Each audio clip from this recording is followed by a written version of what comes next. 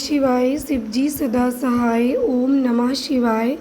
गुरु जी सदा सहाय। जय गुरु जी। संगत जी, हमारे प्यारे गुरु जी के चरण कमलों में कोटि कोटि नमन प्रणाम वंदन।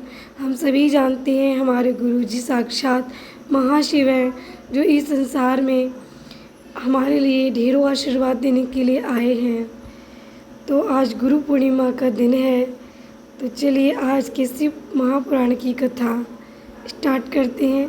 भगवान शंकर जिसके आराध्य हों, या फिर अगर कोई साधक भगवान शंकर का ध्यान करता हो तो उनके बारे में कई भाव मन में प्रस्फुटित होते हैं। जैसे कि भगवान शंकर त्रिशूल लिए साधना पर बैठे हैं, उनका तीसरा नेत्र यानी भ्रुकुटी बंद है, उनकी जटाओं से गंगा प्रवाहित हो रही है, उनका शरीर समुद्र मंथन के समय विषपान करने की वजह से नीला दिख रहा है। भगवान शंकर की जटाओं और शरीर के इर्द गिर्द कई सांप लिपटे हुए हैं। शिव के मस्तक पर एक ओर चंद्र है तो दूसरी ओर महाविषधर सर्प भी उनके गले का हार है। उनके परिवार में भूत, प्रेत, नंदी, सिंह, सर्प, मयूर, मूषक सभी का संभाव देखने को मिलता है। साधन क्रम में विचार सागर में कई विचारों का आगमन होता है। भगवान शंकर के बारे में कई कथा कहानियाँ पुराणों धार्मिक ग्रंथों में वर्णित है।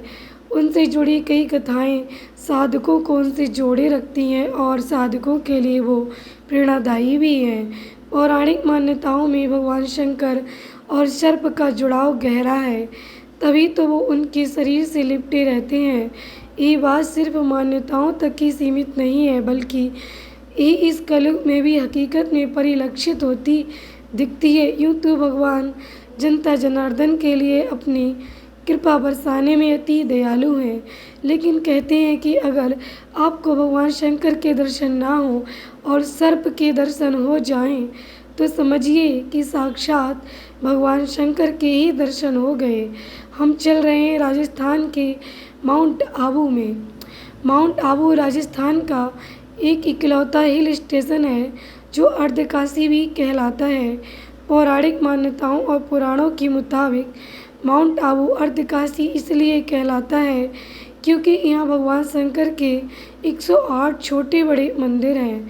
दुनिया की इकलौती जगह जहाँ भगवान शंकर नहीं, उनकी शिवलिंग भी नहीं, उनकी अंगूठे की पूजा होती है। माउंट आबू में ही अचलगढ़ दुनिया की इकलौती ऐसी जगह है जहाँ भगवान शिव के अंगूठे की पूजा होती है।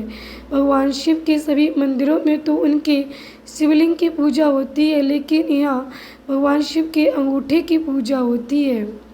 यहीं पर एक मंदिर है पांडव गुफा के करीब, जहाँ के बारे में कहा जाता है पांडवों ने अज्ञातवास के दौरान कुछ समय यहाँ बिताया था।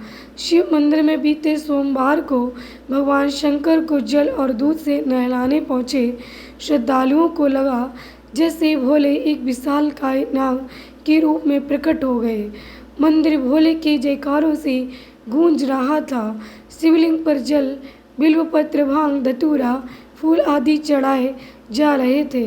विशालकाय सर्प न जाने कहाँ से आकर शिवलिंग से लिपट गया।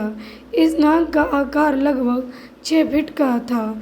इस बीच कुछ लोगों ने डरते डरते शिवलिंग पर जल भी अर्पित किया, लेकिन नागराज कई घंटों तक शिवलिंग से लिपटे रहे। सावन का दूसरा सोमवार और शिवलिंग पर जल चढ़ाने का सिलसिला चलता रहा। इस बीच नाग की अटखेलियाँ भी जारी रहीं। वो कभी शिवलिंग के ऊपर बैठता तो कभी शिवलिंग की चारों तरफ लिपट कर बैठ जाता। लोग हैरान थे, लेकिन जो लोग वहाँ थे उनके मुताबिक ये हैरानी उस सांप को नहीं थी। वो शायद निर्भय होकर आनंद की अनुभूति कर रहा था। इतने लोगों के बीच कोई सांप लगभग 6 घंटों तक शिवलिंग से लिपटा रहा। लोग टकटकी लगाए देखते रहे।